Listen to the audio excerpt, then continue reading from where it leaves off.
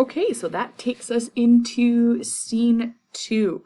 So I know I've been saying I love everything Macbeth. This scene I don't like. This one is sad, first of all, and then second of all, like it's just kind of confusing to me. Like I understand what's happening, but I'm just like, I don't know, that's a weird way of doing this scene. So anyways, we'll go do a quick rundown of this. So we have Lady Macduff. She is talking to her cousin Ross. Ross is a Thane. Lady Macduff is Macduff's wife. They are in Fife at their castle, and Ross is telling her that she needs to leave. She needs to get out of there because it's not safe. And Lady Macduff is saying, how could I leave? And she is also talking about her husband Macduff, who is in England at this time. And she says, his abandoning me, he left me here in this castle. He is a traitor. And Ross is trying to defend him, saying, you don't know why he left. Like, he had to. He's doing it for a good cause. He has gone to England to help raise an army, and Lady Macduff is having nothing to do with it. She wants to be mad. And so she just says, you know what? I don't care. He is a traitor. He left me here.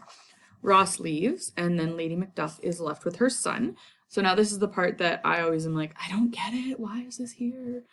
They are talking to each other. Lady Macduff is trying to tell her son that her husband, his father, is a traitor, and he is arguing against her, saying that it's not true. It shows a little bit of familial relationships. They have a couple of jokes. We see that he is a smart little kid. And we also see how Lady Macduff is sad, and how she does wish that Macduff was there. They are interrupted by a messenger who's saying, you got to get out of here. It is time to go. And she's like, what? Why? Why would I be leaving? And then all of a sudden the murderers enter. They ask, where's the husband? She says, he's gone. They call him a traitor. And now the son stands up to them. And so this kind of paints the idea of what is manliness. We've talked about that throughout the entire play. But this son, he says, how dare you, you lying, thou shag-haired villain. And then they stab him. So he dies, and his dying words are, he has killed me, mother. Run away, I pray you. And that is the end of that scene. It is bleak. It is horrible. It does serve to show us, though, how evil Macbeth has become. He has gone from being this brave soldier who fights off traitors to literally being a traitor himself. He has killed this family, these women and children who traditionally, you know, when you hear women and children, they're innocent, they don't deserve death. And Macbeth has just been like, no, you know what, you hurt me, you didn't come to my coronation, you are worthless, so I'm going to stab you where it hurts. I'm going to kill your family. And that's what he does. Okay, so we're into scene 3, and this one's a little bit complex. Some people who stage this play choose not to put this scene in. I think it's important. I think it really gives us an idea and an understanding of who Malcolm is and who Macduff is. It also, again, plays on the themes of manliness and what makes a king, how to make decisions. So I think it's important. And so we're going to break it down bit by bit because it can be confusing. So in this scene, we have Malcolm and Macduff. Remember, Malcolm is Duncan's son. He was the rightful heir. He had been named the Prince of Cumberland. He was going to become king, but Macbeth killed the father and framed Malcolm. Macduff is there to try and help Malcolm become the true king. So Macduff comes in and he's talking to Malcolm, and they're talking about all of the horrible things that are happening in Scotland right now. Macduff tells Malcolm that there's new widows every day, that there are new orphans, that everybody is crying, nobody can sleep, there's no peace. This gives us a description of what Scotland is like under King Macbeth. It is a horrible, tyrannical place. Nobody wants to be there. Nobody wants Macbeth to be the king. And we need Malcolm to come back and save them. And he says, you need to come here. And Macbeth says, I'll avenge it if I can. He is not really forthcoming with Macduff in that he wants to come back right away. And then the reason for this is that he is putting Macduff to the test. So we need to understand that and he talks about this a little bit later in the scene, but I'm going to talk about it now. Macbeth, the evil guy, has sent a lot of people there to kill Malcolm. So Malcolm doesn't really trust anybody. So already he's different from his father. He knows that he can't trust every single person.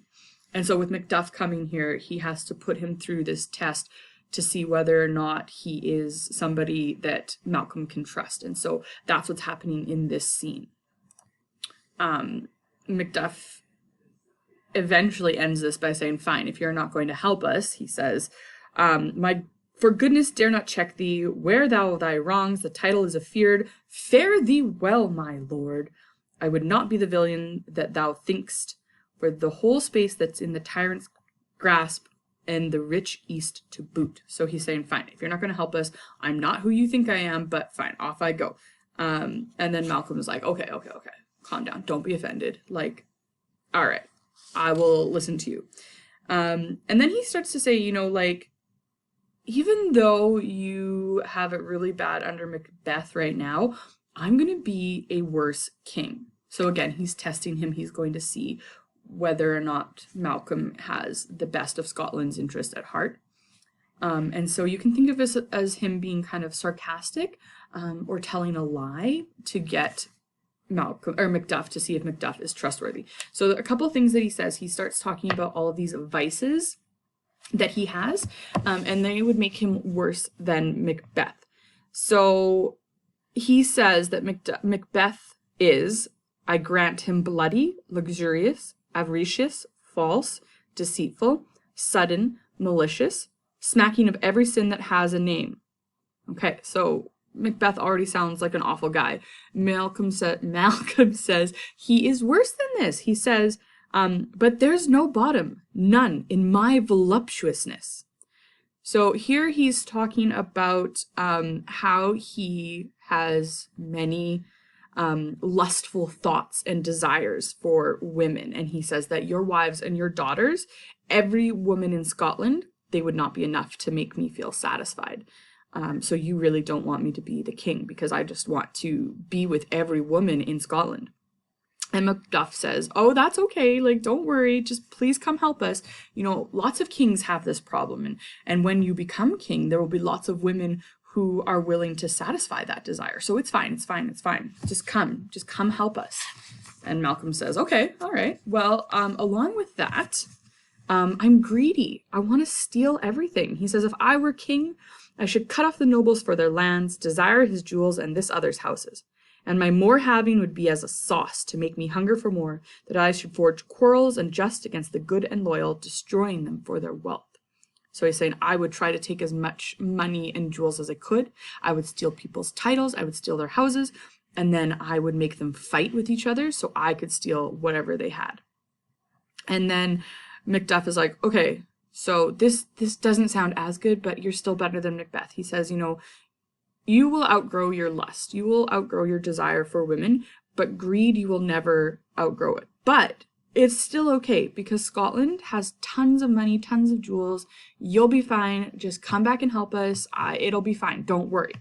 And Malcolm says, okay, wow, I don't have any goodness. All of the things that a king needs, I'm going to list them. He says, justice, verity, temperance, stableness, bounty, perseverance, mercy, lowliness, devotion, patience, courage, fortitude. I have none. Okay, he has none of these.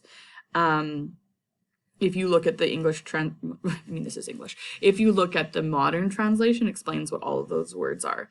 And he says, of all of those good things that a king should have, I have the complete opposite of them. I am just a bad, bad man.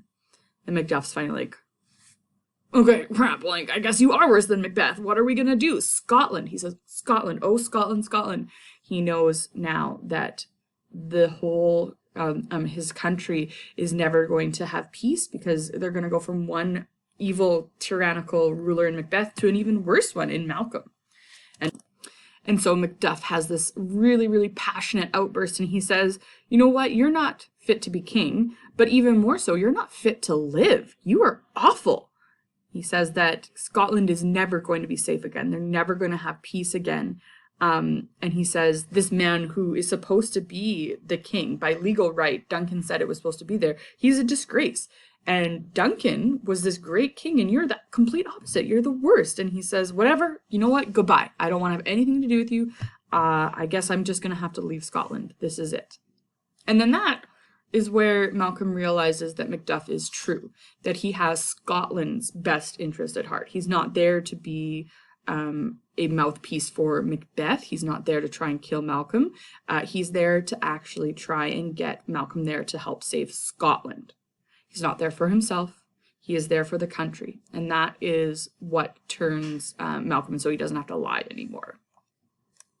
And Malcolm admits he's actually a good guy. And so this is good because Scotland needs goodness. He says those things were all a lie.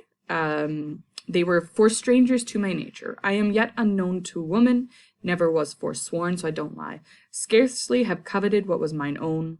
At no time broke my faith, would not betray the devil to his fellow, and delight no less in truth than life. This was my first false speaking, was this upon myself. So the first lie he ever told was this one to Macduff.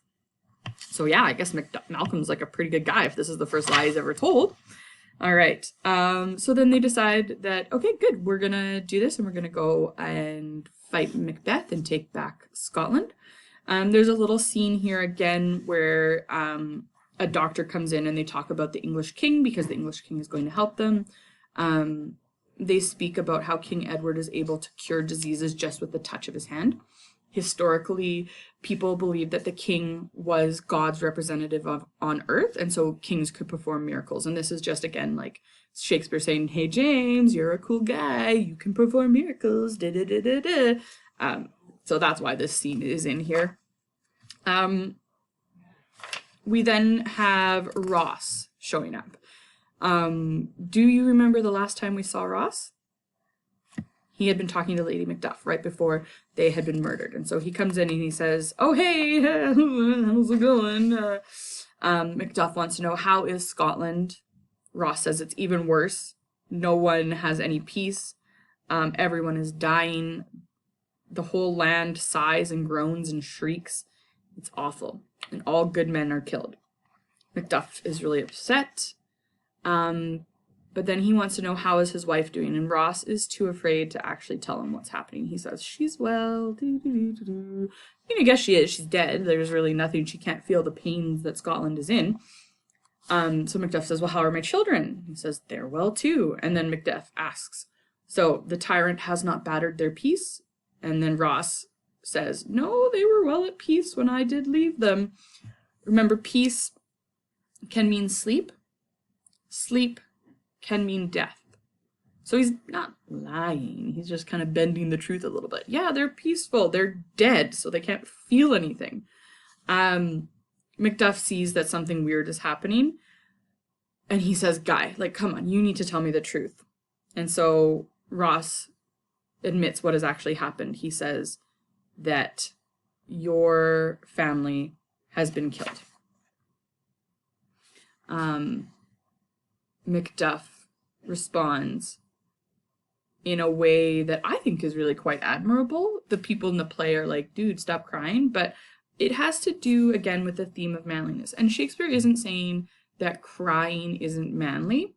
He's saying that actually it's probably a good thing. It's the right way to respond in this sense. The people around him are saying, put those tears to revenge. But Macduff's crying tears do show us that being upset that your entire family has been murdered is a normal response. And we have Malcolm saying to him, dispute it like a man. And Malcolm says, I shall do so, but I also must feel it as a man. And he recognizes that he needs to experience this grief. He ends this by saying, I could keep on crying, but I guess what I have to do now is go and fight this tyrant. And so we have the end of Act 4, tying everything together to the last little bit of the play, where they are going to go and get revenge for Scotland. So tune in next time for Act 5.